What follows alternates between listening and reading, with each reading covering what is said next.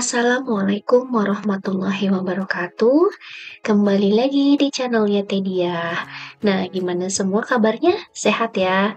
Nah, untuk video kali ini saya mau berbagi informasi nih, bagaimana cara lapor atau pengkreditan faktur pajak pengganti. Karena akhir-akhir ini banyak ya yang bertanya, gimana sih cara lapor faktur pajak pengganti sedangkan faktur normalnya sudah dilapor? Atau bahkan bagaimana sih cara lapor faktur pengganti? Faktur normalnya juga sama-sama baru diterima. Langsung saja kita cek ke slide berikutnya. Nah, bagaimana jika sudah lapor faktur pajak normal, muncullah faktur pajak pengganti. Nah, ini kita selaku pembeli ya. Nah, jika sudah lapor faktur pajak normal dan muncul faktur pajak pengganti, maka harus melapor faktur pengganti di masa faktur pajak normal dilaporkan. Misalnya, faktur pajak bulan Maret dilapor pada SPT masa PPN April. Lalu di Mei, sebagai pembeli kita terima faktur pajak pengganti. Nah, bagaimana nih lapor faktur pajak penggantinya? Maka faktur pajak penggantinya dilapor di SPT masa PPN April dan jika sudah melapor harus dilakukan pembetulan. Nah, itu ya caranya, jadi harus dilapor di masa yang sama ketika kita melapor faktur pajak normalnya. Jika sudah melapor faktur pajak normalnya, maka harus dilakukan pembetulan. Itu ya, mudah ya. Nah, paham ya?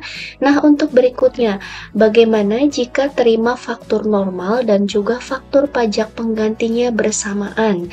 Nah, jika terima faktur pajak normal dan faktur pajak pengganti secara bersamaan dan keduanya ya belum dilaporkan, baik faktur pajak normal maupun faktur pajak penggantinya dalam SPT masa PPN, maka cukup melapor faktur pajak penggantinya saja ya. Jadi 011-nya aja nih yang dilapor.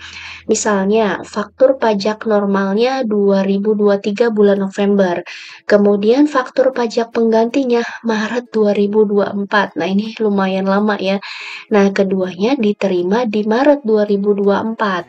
Nah, gimana nih pelaporan SPT masa PPN-nya? Nah, jadi teman-teman cukup input faktur pajak penggantinya saja di masa Februari 2024. Kenapa di Februari?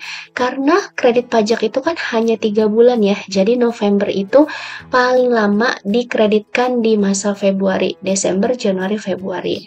Maka dilapor di masa Februari 2024. Nah, mudah ya.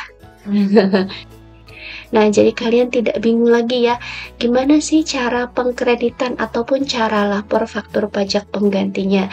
Jika faktur normalnya sudah dilapor atau bahkan keduanya baru diterima berbarengan gitu ya. Nah, itu saja yang bisa disampaikan untuk video kali ini. Terima kasih yang sudah menonton, like, subscribe, dan juga membagikan.